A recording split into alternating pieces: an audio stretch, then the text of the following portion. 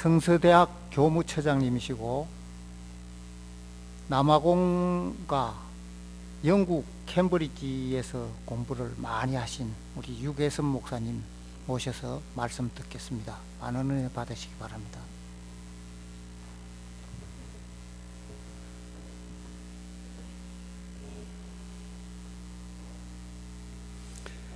은혜로운 찬양 감사를 드립니다. 제가 처음 듣는 곡인 것 같은데요. 굉장히 조용하게 시작을 해가지고 예배 이래가지고 힘이 될까 싶었는데 역시 아주 성령의 역사가 담겨있는 그런 찬양으로 이렇게 불러주셔가지고 제가 큰 은혜가 됐습니다. 우선 우리 장로님께서 저를 잠깐 소개를 하셨는데요. 저는 우리 신민보 목사님이 학장으로 섬기시는 경기노예에 있는 우리 평신도 학교 거기 교무를 현재 맡고 있는 상황입니다. 그래서 제가 거기 교무 맡고 있다고 해서 여기서 설교할 자격이 있는 것은 아닐 거고요. 또 외국에서 공부했다고 해서 또한 여기서 설교할 자격은 있는 것은 아닐 겁니다. 제가 부족하지만 경기노예에서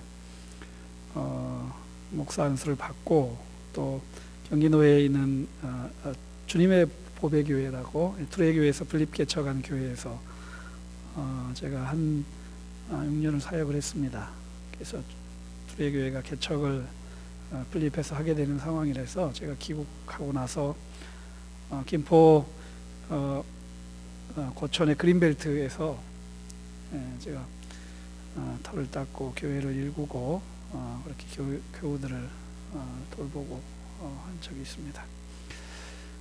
제가 신민보 목사님은 언제 뵀는가 하면 제가 신학대학원 다닐 때 그때 SFC 간사를 하셨고 그때 경신교회 막 오셔가지고 이제 학생들 데리고 이제 집회 오시고 그럴 때 저도 신학대학원 다니면서 투레교회 학생들 데리고 집회 그때부터 신민보 목사님을 배웠고 제가 영국에서 이제 공부를 하고 돌아와서 이제 한국에서 목사 안수를 받아야 되는데 신민보 목사님이 그 시험관이셨어요.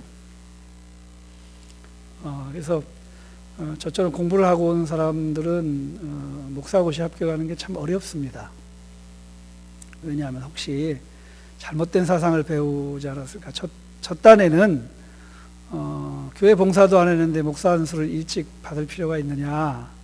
그 다음에 또 교회에 돌아가면 강도사로 사역을 하고 목사 안수를 받아야지 이 생각을 했는데 이게 이렇게 뜻대로 안 되더라고요.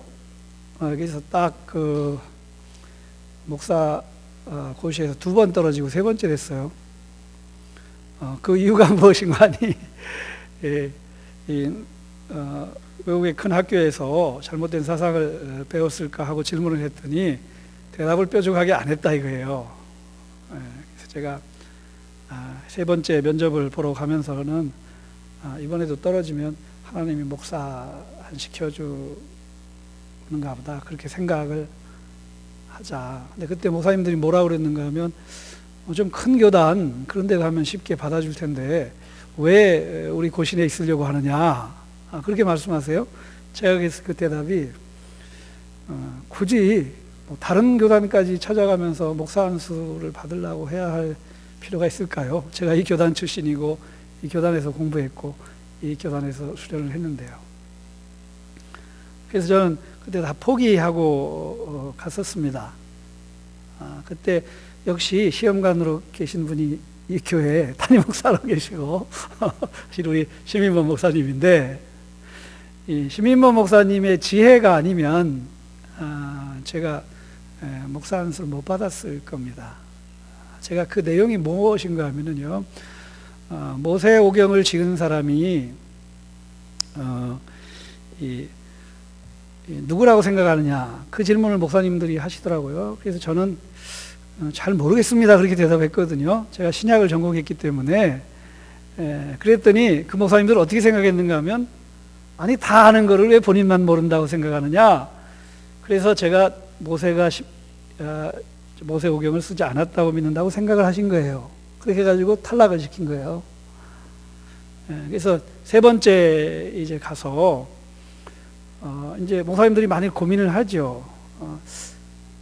이게 떨어뜨릴 사안이가.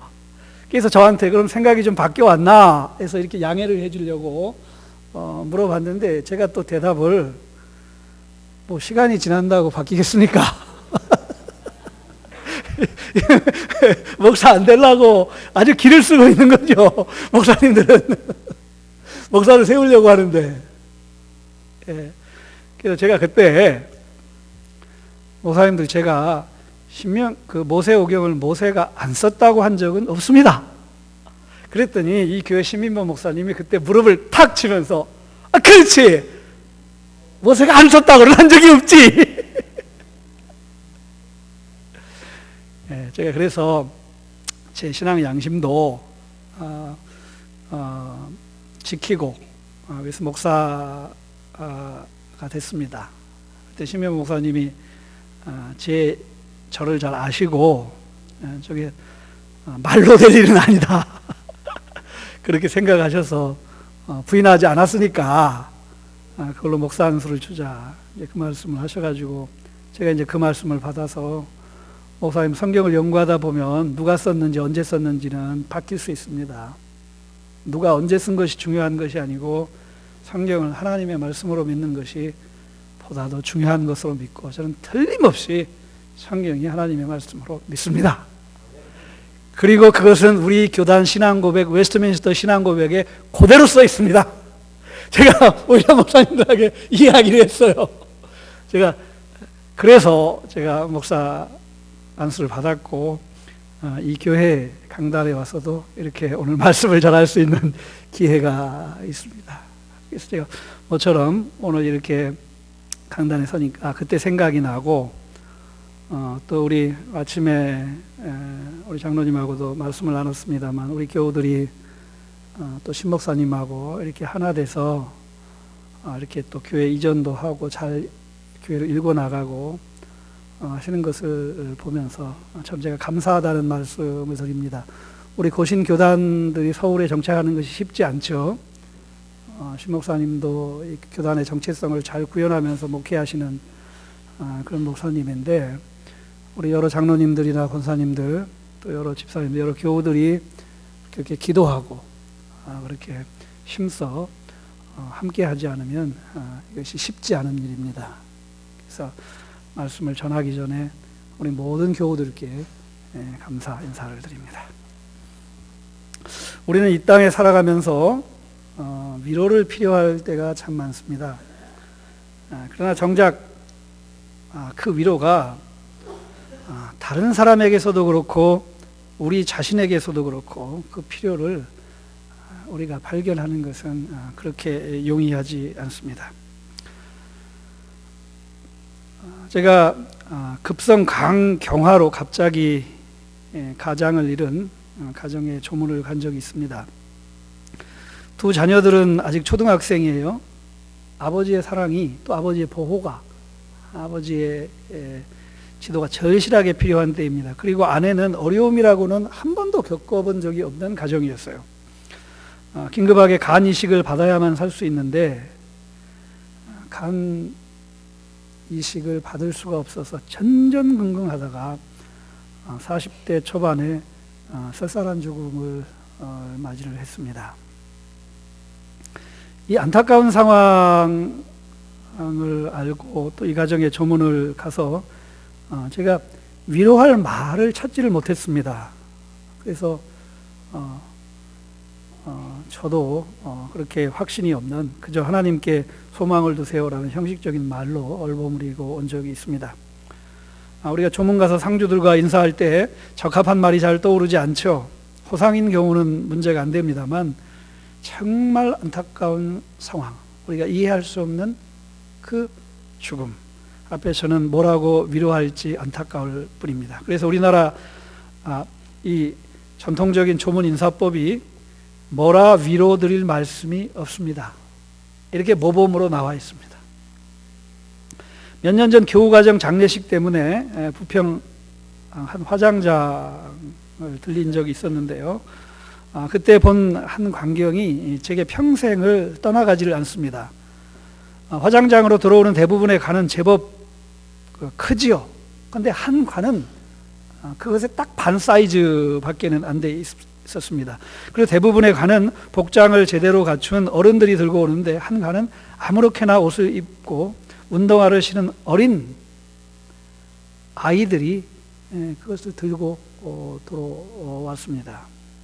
따르는 행렬도 전혀 보이지 않고 어떤 죽음이었고 어떤 상황이었는지 지금도 여전히 궁금한 채로 있습니다. 이렇게 우리는 이 땅을 살아가면서 위로를 필요로 할 때가 많습니다. 그러나 위로드릴 말씀을 발견하기 어렵습니다. 우리에게도 우리가 누구를 위로할 그 위로가 있으면 좋겠는데 우리 자신 안에서 그 위로가 발견되지를 않습니다. 제가 존경하는 우리 한철아 박사님 계신데 그 한철아 박사님이 대학 4학년 서울대 4학년이었을 때 등산 갔다가 이제 사망한 그 아들이 있었습니다. 그 밑으로 이제 두 딸이었는데 이 한철아 박사님이 하신 말씀 중에 어떤 말씀이 있었는가 하면 내가 아들을 잃고 이렇게 있을 때 아무것도 내게 위로되지 않았다. 성경도 위로되지 않고 하나님의 어떤 말씀도 위로가 되지 않고 그런데 아들을 잃었던 그 사람이 내게 다가와 아무 말 없이 손을 잡아줬을 때 그때 내가 위로가 되었다. 이렇게 유명한 학자고 신앙인도 좀처럼 우리가 이 세상에 살아가면서 위로를 발견할 수 없다는 고백을 한 적이 있습니다. 우리가 위로가 많아서 우리 교우들을 다 위로할 수 있었으면 우리 장로님들이 그렇고 우리 신목사님도 그런 기도를 하시지 않겠습니까? 위로가 내 안에 가득해서 우리 모든 교우들을 위로할 수 있었으면 얼마나 좋을까. 그렇지만 우리 안에 좀처럼 이런 위로들을 발견하기 어렵습니다. 우리가 이 땅에 살아가는 동안 여러 가지 상황에서 여러 가지 것들로 인해 이런저런 위로가 우리에게 필요하죠. 때로는 도저히 치유 가능성이 없는 질병 때문에 그렇습니다. 때로는 도무지 해결할 방법이 보이지 않는 재정적인 압박 때문에 그렇습니다. 때로는 더 이상 어찌할 수 없는 가족들 때문에 그렇고 때로는 하는 일마다 좀처럼 되어지지 않아서 우리에게 위로가 필요한 그런 때가 있습니다. 때로는 받는 상처 때문에, 때로는 실망 때문에, 때로는 길이 보이지 않기 때문에, 때로는 좀처럼 이루어지지 않는 기도 때문에. 우리가 말로는 모든 기도가 다 이루어집니다. 이렇게 이야기하지만 좀처럼 이루어지지 않는 기도를 경험하시죠? 아멘 안 하셔도 됩니다. 우리가 우리의 이 영성에 대해서 항상 정직해야 합니다. 그래야 우리 하나님의 말씀을 알아듣게 되고 우리의 신앙이 자라게 되는데 그렇습니다. 어떻게 보면 우리 그리스도인에게 가장 많은 위로가 필요한 때는 아무리 기도해도 이루어지지 않는 것 같은 그때 하나님만은 나를 위로해 줄 줄 알았는데 그 하나님조차도 나를 위로하는 것 같지 않을 때 그때 정말 위로가 필요한 것이죠. 우리 예수님의 생애가 그렇게 쉽지는 않았습니다. 그런데 예수님이 가장 하나님의 위로가 필요할 때가 언제였을 것 같습니까? 네? 언제? 예? 십자가에 달릴 때 예수님이 엘리 엘리 라마 사박다니 제자들이 다 떠나가도 좋죠. 예수님 외롭지 않습니다. 그러나 하나님이 나를 버리는 것 같은 그 상황 그때가 예수님이 가장 위로가 필요했던 상황이었을 거예요. 찬송가 481장을 보면 그 가사 내용이 그렇습니다. 때좀으로 날 얻으니 구주여 나와 함께 하소서. 481장. 내 친구 나를 위로 못할 때 날 돕는 주여 함께 하소서. 이 찬송가가 우리나라 교회에서는 그렇게 많이 부르질 않습니다만 외국 교회에서 보니까 임종할 때 많이 불러주더라고요. 그래서 제가 저를 위해서 누가 찬송을 불러주기를 원하는 찬송이 있다면 저는 주저없이 이 찬송을 택할 것이에요. 누가 제가 이 세상을 떠날 때 제 옆에서 이 찬송가만 불러주는 사람이 있다면, 제가 만약 천국에서 금은 보화를 얻는다면 그 사람을 다 주겠다 할 정도로 간절한 우리의 필요에 대한 하나님의 도움을 요청하는 길. 때점으로 날이 얻으니 구주여 나와 함께 하소서. 내 친구 나를 위로 못할 때 날 돕는 주여 함께 하소서. 나 사는 날이 속히 지나고 이 세상 영광 빨리 지나네. 이 천지 만물 모두 변하나 변찮는 주여 함께 하소서. 주 홀로 마귀 물리치시니 언제나 나와 함께 하소서. 주같이 누가 보호하리까. 사랑의 주여 함께 하소서. 이 육신 쇠에 눈을 감을 때 십자가 밝히 보여주소서. 내 모든 슬픔 위로하시고 생명의 주여 함께 하소서. 이 찬송가 내용을 보면요, 영혼의 기도가 담겨 있습니다.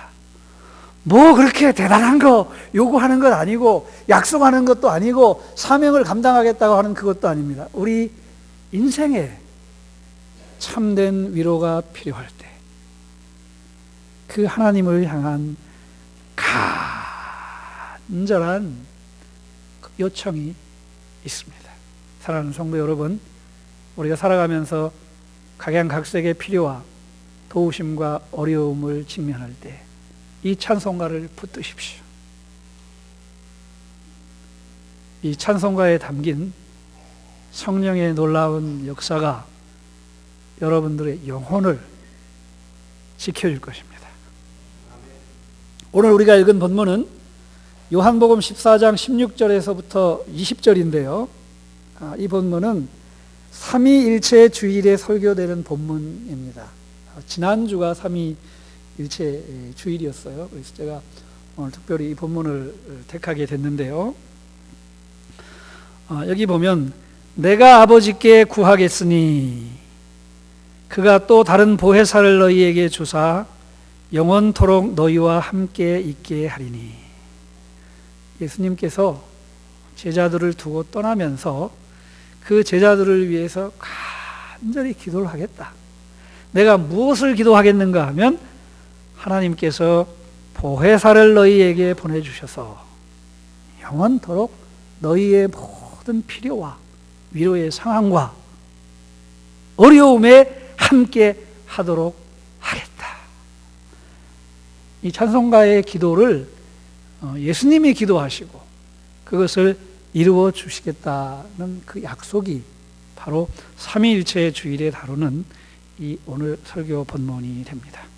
여기 내게는 성자 예수님이고 내가는 아버지는 성부 하나님이고 다른 보혜사는 성령 하나님이죠. 여기 삼위일체라는 표현이 없지만 신약에서는 결국 예수님이 하나님이요 로마서에 나옵니다. 그 다음에 성령님도 하나님이라는 표현들이 나옵니다. 그래서 하나님이 삼위일체 하나님이라는 말은 하나님, 예수님, 성령님은 각각 하나님이면서 한 분이라는 말이죠. 그래서 도대체 어떻게 셋이 하나라고 할 수 있느냐, 그렇게 질문을 우리가 하고 있습니다만 하나님이 그렇게 성경에 나타나셨는데 어쩌란 말입니까? 우리로서는 이해할 방법이 없습니다. 다만 하나님이 그렇게 나타나셨습니다. 그래서 삼위일체라는 진술은 이해되어져야 할 것이 아니라 받아들여져야 할 신앙 고백입니다. 우리가 이해되거나 말거나 상관없이 성경에 그렇게 나타나 있기 때문에 우리가 그렇게 믿는 것입니다. 인간은 이성과 경험으로는 하나님의 본질과 하나님의 사역을 이해할 수 없죠. 어떻게 예수님의 십자가 부활을 인간의 이성과 경험으로 이해할 수 있습니까? 없죠. 다만 믿고 그 다음에 어떻게 해요? 경험할 뿐이다. 경험할 뿐이다. 경험이 이성적으로 검증이 안 된다고 할 수도 있습니다. 그러나 그것도 관계없이 우리는 믿고 경험합니다. 오늘 우리가 읽은 본문에서 보면 아버지와 나와 보혜사가 하나가 되어 하나의 목적을 위하여 일하고 있습니다. 아버지는 주는 분이요, 나는 받아서 전달하는 분이요. 나가 예수님입니다. 그리고 아버지와 내가 주고받아 너희에게 주는 것입니다. 그것이 바로 뭐라고요? 보혜사,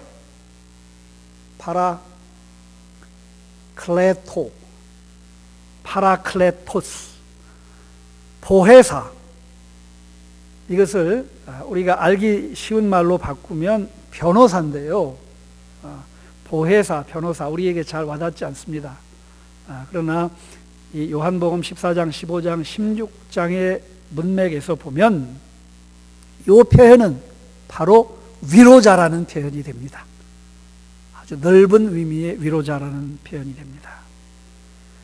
그래서 오늘 본문이 우리에게 가르쳐 주는 것은 아버지인 성부 하나님, 아들인 성자 하나님, 아버지와 아들이 영으로 보내시는 성령 하나님이 하나가 되어 우리에게 참된 위로자가 되어 주신다.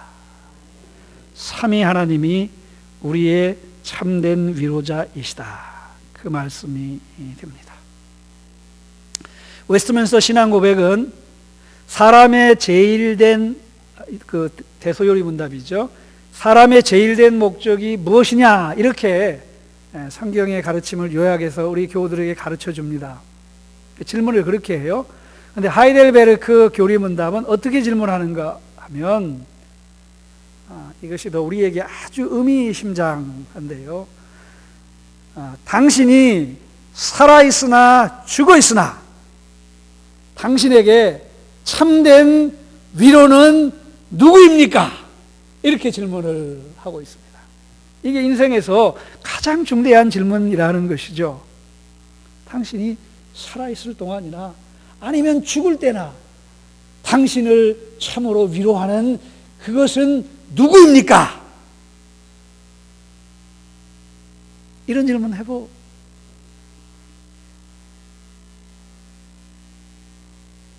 바로 그 답은 오늘 본문이 가르쳐 주시오.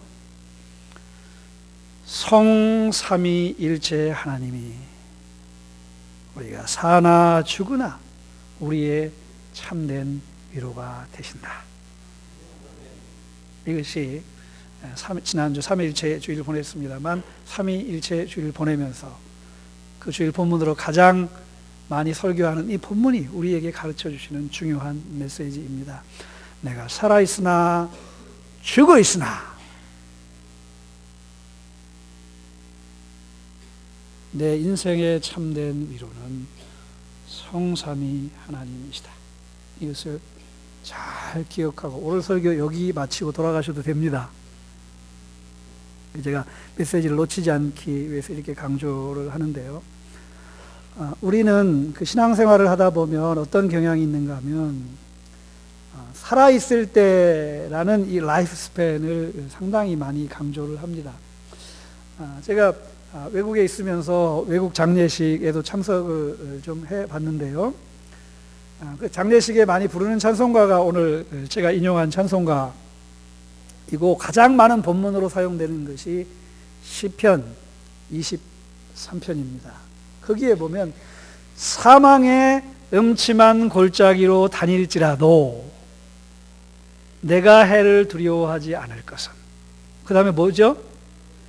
주께서 나와 함께 하심이라. 오늘 말씀하고 똑같은 말씀이에요. 사나 죽으나, 그렇죠? 사나 죽으나 주께서 나와 함께 하실 것이다.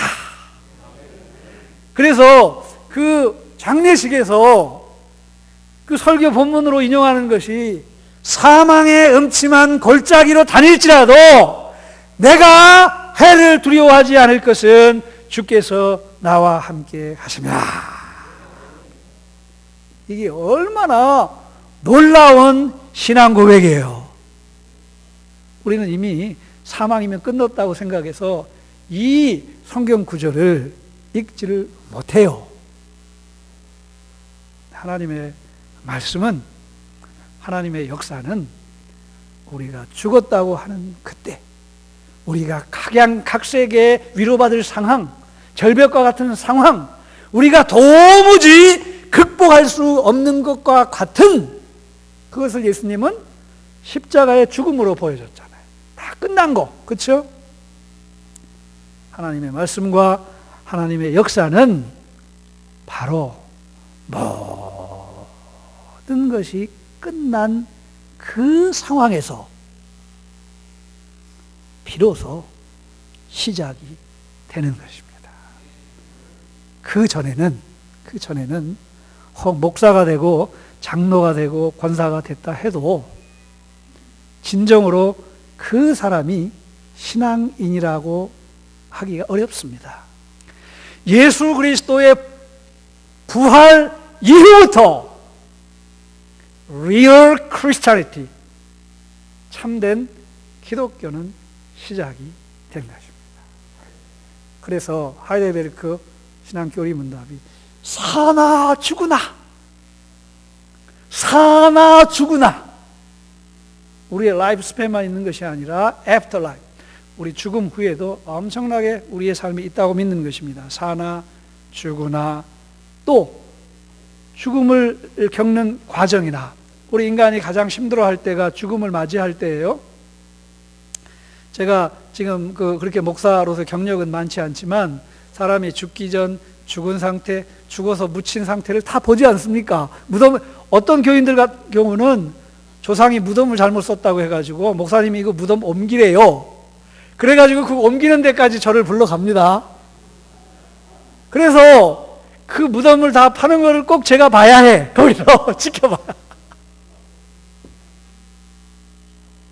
그분이 누구였는가 하면 연세대학교 총장을 지내신 분의 사모님이었어요. 그러니까 무덤을 얼마나 잘 썼겠어요. 정말 그 고급 이 관을 썼어요. 그런데 보니까요, 시신에서 빠지는 그 피와 물이 밖으로 나가지를 않아서 그 관틈을 불려가지고 다 메운 거예요. 거기 물이 가득하고 시신이 떠 있는 거예요. 좋은 옷 입고 좋은 관 쓰고 좋은 데 묻히려고 하지 마세요. 그냥 갑니다. 그냥. 그래서 그거를 들어다가 화장을 해서 다시 묻어야 되는 이런 안타까운 삶. 제가 이거를 다 보잖아요. 인생에 가는 길을 봅니다. 사나 죽으나, 우리 인생에 참된 위로는 오직 삼위 하나님밖에 없다. 이것이 우리가 겪는 모든 위로의 상황과 필요와 어려움들의 엄청난 무기, 수소폭탄로부터 더 강력한 무기, 우리가 견고하게 디딜 영혼의 성이 됩니다. 제가 가까운 목사님 임종을 지켜보면서 목사님들조차 죽음에서 떠는 것을 본 적이 있습니다. 제가 이렇게 설교한다고 해서 죽음에 임박했을 때 안 떤다는 보장이 없어요. 근데 저는 안 떨 것 같아. 왜냐하면 연습을 하고 있거든요. 웰컴 하거든요. 웰컴.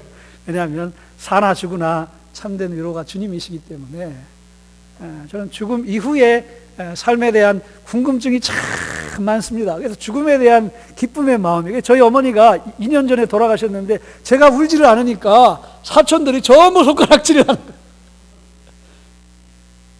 유별나게 예수 믿는다고 하더니 장례식에는 한번 울겠지. 근데도 결국 안 우는 거예요.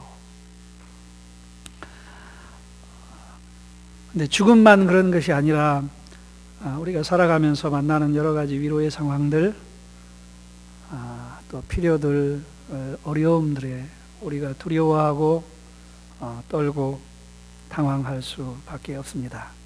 그러나 삼위일체 주일에 주시는 이 요한복음의 말씀은 성삼위 하나님께서 우리의 참된 위로자가 되신다. 사나 죽으나 우리가 십자가 같은 상황을 직면하나 우리의 기도에 좀처럼 하나님께서 응답하시는 것 같지 않은 상황을 직면하나 그때에도 역시 성삼위 하나님께서 우리의 참된 위로자가 되신다. 이 말씀을 기억하고 오늘 이 말씀에 우리가 집중해 주시기를 바랍니다. 여기 보면 성삼위 하나님께서 한 목적을 위해서 일하시는데 그것은 그 목적이 뭐냐면 너희와 함께 있는 것입니다. 그 다음에 너희라는 말도 여기에 강하게 강조가 돼 있어요. 이게 복잡한 것이 아니에요. 하나님의 목적이 너희와 함께 하기 위해서라. 이 표현은 하나님의 존재와 하나님의 사역과 하나님의 모든 에코노미, 이 역사와 경륜과 모든 하나님의 일들이 우리를 위로하기 위하여 있다. 이 말씀이 되는 거예요. 우리 사람들이 우리가 하나님의 영광을 위해서 있다 그랬는데 우리 부모도 자식을 영광의 대상으로 생각하는 사람이 많지 않습니다. 우리 제대로 선 부모는요, 자식이 행복하게 사는 거 원하고 평안하게 사는 거 원하고 잘 되는 거 원하지, 우리 하나님께서 부성과 모성에 하나님의 성품을 읽을 수 있는 그 성품을 심어주셨어요. 그래서 우리 부모님들의 마음을 보면 하나님을 부분적으로 읽을 수가 있게 됩니다. 그래서 사랑하는 성도 여러분, 여기 너희와 함께 있기 위하여, 이것은 바로 하나님이 우리의 참된 위로자가 되기 위하여, 사나 죽으나 위로자가 되기 위하여 성부 하나님께서, 성자 하나님께서, 성령 하나님께서 일하셨고 일하고 계시고 일하실 것을 가르쳐주고 있는 말씀입니다. 그러므로 오늘 말씀에 제일 첫 번째 나오는 14장 1절은 어떻게 말씀하고 있는가 하면 하나님을 믿으라, 그렇게 말씀하고 있는 것입니다. 하나님을 믿으라. 우리가 이 상황을 잘 모르지가 않죠. 이 14장의 상황은 어떤 상황인가 하면 예수님의 부재 상황이에요. 1절에 보면 근심이 예측되는 상황이에요. 그렇죠? 18절에 보면 분명히 고아가 될 것이 분명해요. 우리 부모가 있어도 때로는 우리가 고아라는, 내가 이제 고아와 같구나 이렇게 느끼실 때가 있죠. 고아가 예측되는 상황입니다. 그리고 길을 모르고 진리를 모르고 생명이 위태로운 상황입니다. 15장 16장에 보면 미움과 환난이 예측되는 그런 상황이에요. 한마디로 위로가 필요한 상황, 위로가 절실히 필요한 상황에서 예수님께서 하신 말씀이에요. 성삼위 하나님께서 사나 죽으나 우리의 참된 위로자가 되신다.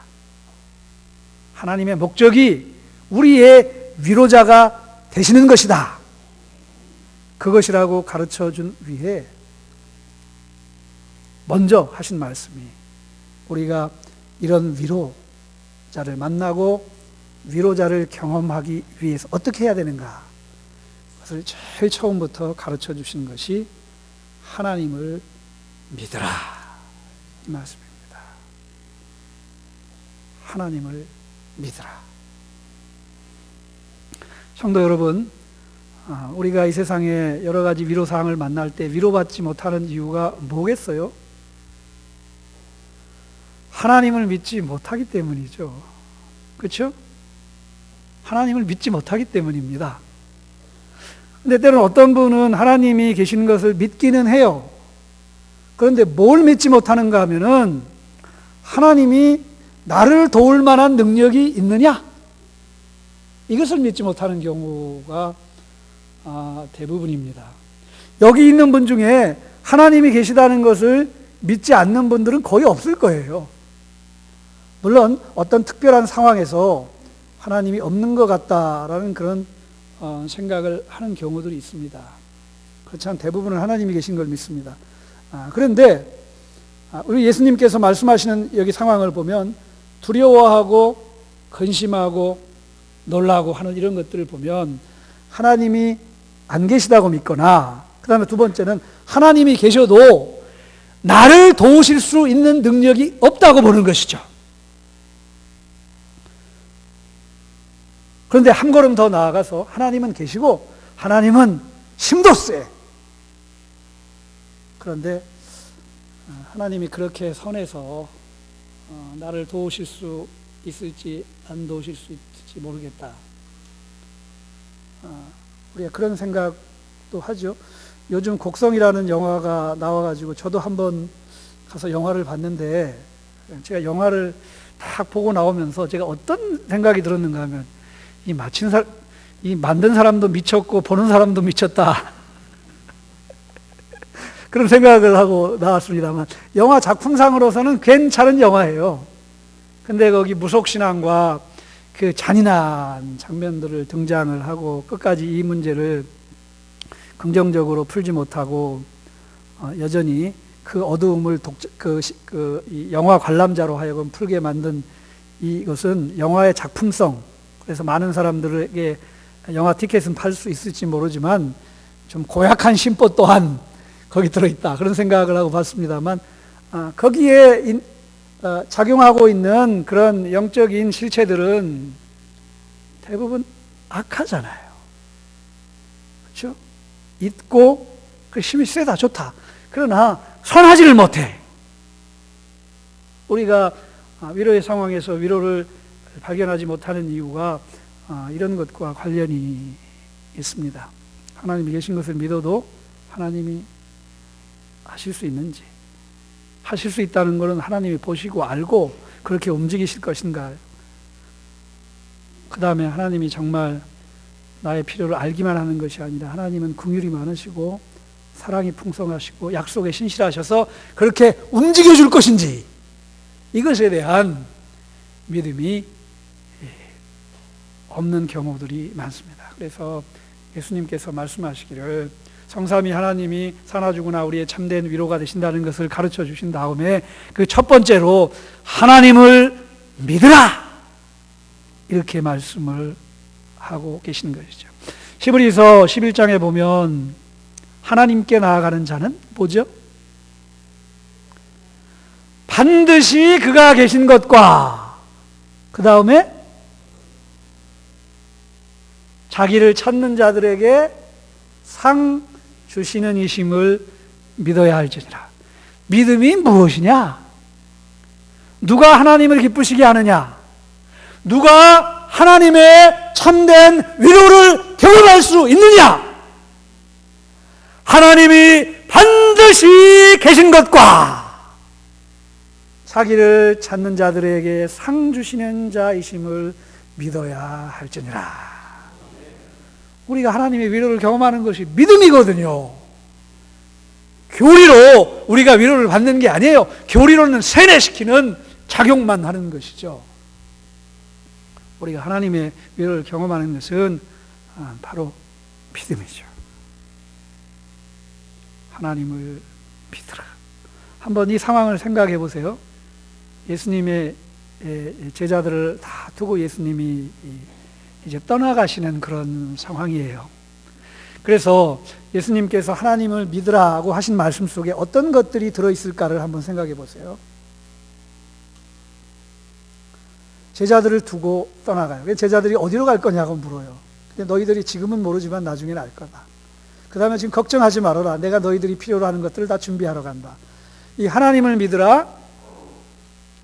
그렇지 못하고는 또 나를 믿으라. 이 말씀이 갖는 의미는 두 가지입니다. 첫째는 우리가 만나는 사나 죽으나의 모든 상황에서, 위로에 필요한 모든 상황에서 우리가 위로로 필요로 하는 모든 것들은 하나님께서, 바로 예수님께서 직접 준비하신다.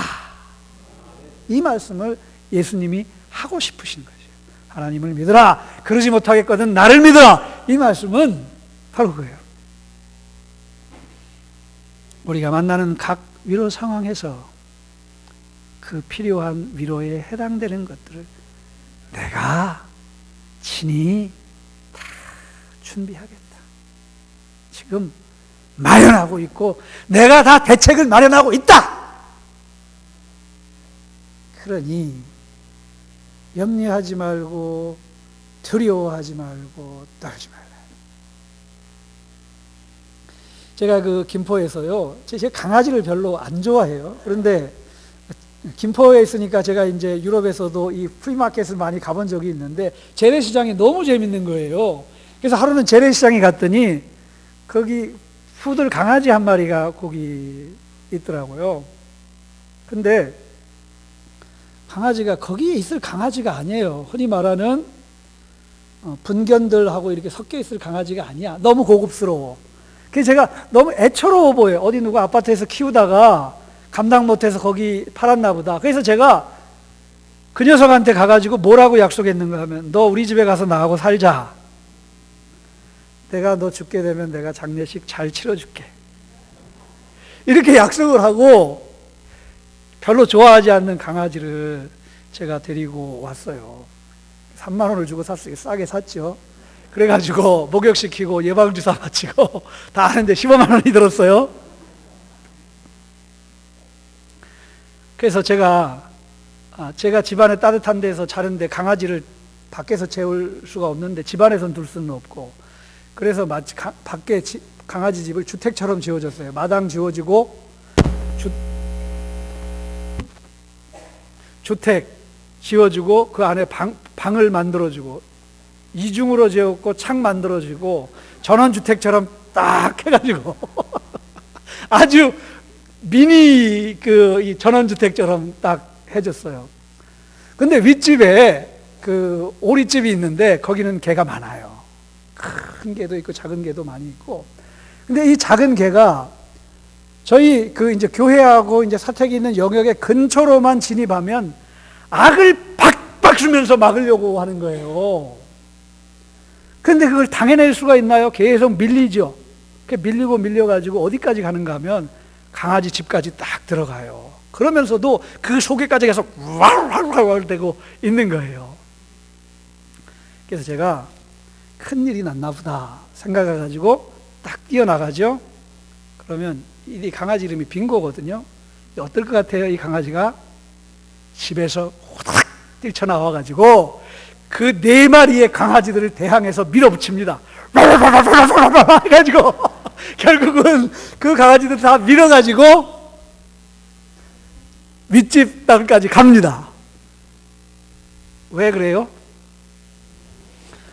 사나 죽으나 성삼위 하나님께서 우리의 참된 위로가 되신다. 제가 거기에 있었거든요. 제가 하는 게 아무것도 없어요. 그저 뭔 일인가 와서 딱 보는 것 뿐이에요. 그런데 이 빙고는 자기가 그 억센 4마리를 밀고 그 집까지 몰아붙입니다. 우리 하나님께서 하나님을 믿으라, 예수님께서 예수님을 믿으라 했다면 이런 의미를 포함하고 있는 것으로 우리가 이해할 수 있습니다. 내가 너희를 위해서 다 준비할 것이고 준비하고 있고 준비했다. 이 말씀입니다. 그 말이. 그 다음에 두 번째는 예수님께서 그 말씀 다음에 자, 걱정하지 말라 했죠. 그 다음에는 보혜사를 보내준다고 약속했죠. 두 번째 의미는 바로 그것입니다. 너희가 사나 죽으나 겪는 그 모든 위로가 필요한 상황에 내가 너희와 함께 있다. She is among you. 내가 너희와 함께 있다. 우리가 느끼는 그 외로움, 때로는 기도가 응답되지 않는 것 같은, 좀처럼 이 병은 나한테는 제거되지 않는 이것 같은 이런 상황에서 우리 예수님께서 나를 믿으라 하시는 말씀은 내가 대책을 마련하게 하고 있다. 이 말씀과 함께 또 하나는 내가 너의 고통과 너의 아픔과 너의 외로움과 함께 있다. 너와 함께 고통을 당하고 너와 함께 몸부림치고 너와 함께 그것을 극복하기 위해서 내가 너와 함께 있다. 이것이 성삼위 하나님께서 사나 죽으나 우리의 참된 위로가 된다는 말씀 속에 들어있는 오늘 본문이 가르쳐주고 있는 의미들입니다. 사랑하는 형제 자매 여러분, 우리가 이 세상을 살아가면서 이해할 수 없는 일들을 참 많이 만납니다. 다른 사람 같은 경우는 이해를 해도 나는 이해하지 못하는 경우들이 상당히 많이 있습니다. 그때에도 불구하고 우리 주님께서는 말씀하시는 것이 하나님을 믿으라, 나를 믿으라. 내가 모든 것들을 구비시켜 줄 것이요, 내가 그 고통 속에 너와 함께 할 것이다. 여러분들이 잘 아는 그 발자국이라는 시가 있죠? 그렇죠? 그 작자가 누굽니까? 누가 썼어요? 발자국이라는 시. unknown이 누군지 몰라요. 누군지 몰라.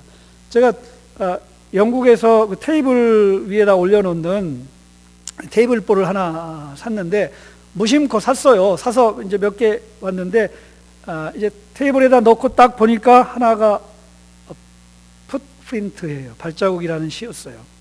작자 보니까 unknown 이렇게 돼 있더라고요. 우리가 잘 아는 시입니다만 그 내용이 그거잖아요. 그 작자 그렇게 쓴 거야. 내가 어느 날 꿈을 꿨다. 근데 꿈속에서 내가 해변을 걷고 있었다. 그 해변에는 두 개의 발자국이 났다. 한 발자국은 내 발자국이고 다른 발자국은 하나님의 발자국이었다. 그런데 그 발자국을 쭉 따라가다 보니 그 발자국이 하나밖에 있지 않았다. 내가 그때를 추억하고 되돌아보고 곰곰이 씹어보니 그때는 내 인생이 가장 어렵고 힘들고 고통스러울 때였다. 오늘 말씀으로 비하면 위로가 절실하게 필요했을 때의 상황이었다는 거예요. 그래서 나는 섭섭해서 하나님께 물어봤다. 하나님, 그때야말로 내가 가장 하나님의 도움과 위로와 하나님의 기도의 응답이 가장 필요할 때인데 왜 그때는 하나님이 나를 혼자 내버려 뒀습니까? 참 섭섭하고 이해되지 않고 하나님 같지 않아서 그렇게 질문을 한 것이죠. 그때 하나님의 대답은 바로 그것이었습니다. 그때는 내가 너를 업었노라. I am carrying you. 내가 너를 업고 가고 있었다. 내가 걸을 힘도 없고 내 손을 잡을 힘도 없고 내가 도무지 집행할 수 없는 그런 상황이었기 때문에 내가 너를 업고 갔다. 그 시에 나오는 내용이에요. 제가 이걸 터득을 했어요. 바로 성삼위 하나님께서 우리의 참된 위로가 되신다는 말씀이 바로 이 말씀입니다. 우리의 모든 고통과 아픔과 위로가 필요한 상황에 우리 주님께서 몸소 같이 계셔서 우리와 함께 모든 고통을 겪으시고 우리를 거기에서 위로해 가신다는 거예요. 이게 기독교 신앙의 놀라운 비밀이고 신비이고 우리의 영광이 됩니다. 우리가 오늘 본문에서 또 한 단계만 조금 더 나아가서 우리가 위로를 어떻게 더 실제적으로 한 단계 더 깊게 경험하는지를 오늘 본문을 통해서 하나만 더 보고 말씀을 마치도록 하겠습니다. 요한복음 본문에서는 삼위 하나님의 위로를 받는 실제적인 방법을 둘로 가르치는데, 하나는 기도입니다. 13절, 14절. 그 다음에 15절은 뭐로 나와요? 주의 계명을 지키는 것으로 나와 있습니다. 내 이름으로 기도를 하고 내 계명을 지키는 것, 이것이 하나님의 위로를, 삼위 하나님 위로를 실제적으로 경험하는 키로서 요한복음 본문에서 우리에게 가르쳐 주고 있다는 것입니다. 이 기도라는 게 뭐겠어요? 똑같이 되돌아갑니다. 하나님을 믿는 거예요. 기도가 하나님께 무엇을 달라고 기도하는 것 같지만 사실은 기도는 하나님에 대한 믿음을 얻기 위한 과정이에요. 방법. 그래서 기도하라는 말은 하나님을 찾고 하나님을 가까이 하고 하나님의 길 알기를 즐거이 하라, 이 말씀입니다. 그것을 예수님이 이런 말씀의 배경으로 삼았던 이사야서의 말씀이 이것을 가르쳐주고 있습니다. 기도하라, 이것은 하나님을 찾으라는 말씀입니다. 바로 하나님을 찾는다는 그 표현은 이 하나님을 찾는다는 표현이 함축하고 있는 의미는 하나가 기도고 또 다른 하나가 계명을 지키는 것이다. 성경이 하나님을 찾으라 할 때 그 찾는다는 의미가 하나님께 기도하라는 말씀뿐만 아니라 계명을 지키라, 다시 말하면 하나님을 찾고 하나님을 가까이 하고 하나님의 길 알기를 즐거이 하라, 이 말씀 속에 들어있다는 것이죠. 그래서 이 다윗은 이렇게 기도를 하죠. 내 속에 정한 마음이 창조되고 내 안에 정직한 영이 새롭게 되게 해 주십시오, 이렇게 기도를 합니다. 이것이 바로 기도, 그다음에 하나님의 사랑을 위한 이 하나님을 찾는 다윗의 방법이었죠. 그래서 다윗은 하나님의 참된 위로가 내 속에 정한 마음이 창조되고 내 안에 정직한 영이 새롭게 되는 데 있다는 것을 다윗은 간파했습니다.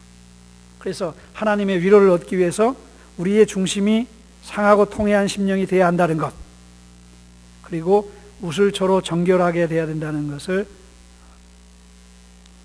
다윗은 알았습니다. 이것이 기도한다는 의미의 가장 첫 번째 단계입니다. 이것은 하나님을 향한 것이죠. 그 다음에 사람을 향한 것은 이사야서 58장도 가르쳐 줍니다만, 여기 요한복음에서는 너희가 서로 사랑하라고 말씀하신 것처럼 이사야서 58장에서는 줄인 자에게 양식을 나눠주며 유리하는 빈민들을 집에들이며 헐벗는 자를 입히며 내 고육을 피하여 스스로 숨지 아니하고 멍에와 손가락과 허망한 말을 제하여 버리고 줄인 자에게 심정이 동하고 괴로운 자의 심령을 만족해 하는 데 있다는 것을 가르쳐 줍니다. 무슨 말씀인가 하면, 요한복음이 가르쳐주는 한 단계 더 나아간 하나님의 위로를 실제적으로 경험하는 것은 하나님과의 관계에서는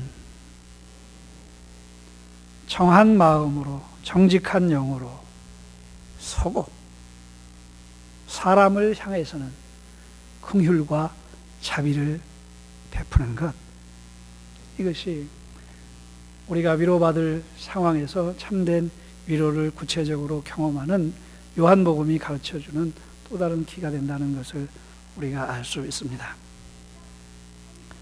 예수님이 읽고 그 배경으로 삼고 복음을 선포하셨던 말씀일 텐데요. 제가 이사야서 53장을 읽음으로 말씀을 마치겠습니다. 오호라 너희 목마른 자들아 물로 나오라 돈 없는 자도 오라 너희는 와서 사 먹되 돈 없이 값 없이 와서 포도주와 젖을 사라. 이것이 오늘 말씀의 구약의 표현입니다. 너희가 어찌 양식이 아닌 것을 위하여 은을 달아주며 배부르게 하지 못할 것을 위하여 수고하느냐. 내게 듣고 들을지어다. 그리하면 너희가 좋은 것을 먹을 것이며 너희 자신들이 기름진 것으로 즐거움을 얻으리라.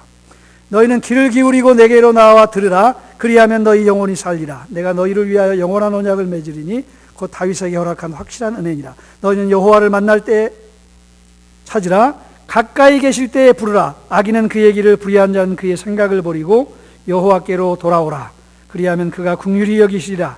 우리 하나님께로 돌아오라. 그가 너그럽게 용서하시리라. 너희는 기쁨으로 나아가며 평안히 인도함을 받을 것이요 산들과 언덕들이 너희 앞에서 노래를 바라고 들의 모든 나무가 손뼉을 칠 것이요 잣나무는 가시나무를 대신하여 나고 화석류는 찔레를 대신하여 날 것이라. 이것이 여호와의 기념이 되며 영영한 표징이 되어 끊어지지 아니하리라. 이 말씀이 무슨 말씀인가 하면 와서 사 먹으라. 내게 들어라. 찾으라. 돌아오라. 그리하면 긍휼히 여기시고 용서하고 평안히 인도함을 받는다. 그래서 이사야서의 말씀으로 우리가 받는 위로를 구체적으로 말씀해 주고 있는 것입니다. 사랑하는 경신교회 교우 여러분, 다 같이 한번 따라 하십시다. 사나 죽으나 성삼위 하나님께서 우리의 참된 위로가 되신다. 예, 기도하겠습니다.